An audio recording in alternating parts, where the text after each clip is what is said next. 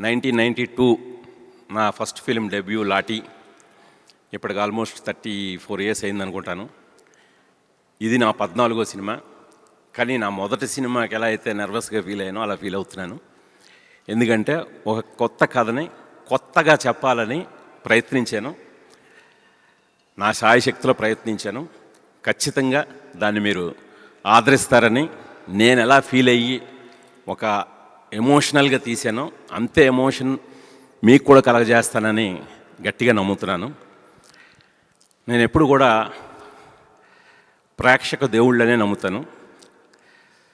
వాళ్ళ టైంకి, వాళ్ళ డబ్బుకి, వాళ్ళ విజ్ఞతకి వాల్యూ ఇస్తాను. ఈ మూడు మళ్ళీ దృష్టిలో పెట్టుకొని, ఒళ్ళు దగ్గర పెట్టుకొని యూఫోరియా అనే సినిమా తీశాను. ఖచ్చితంగా మీ టైంను వృధా చేయను, మీ డబ్బుని వృధా చేయను, మీ విజ్ఞతకే పెద్దపీట వేశాను. ఖచ్చితంగా ఈ యూఫోరియా అనేది ఆ స్థాయిలోనే మీకు నచ్చుతుందని నమ్ముతున్నాను.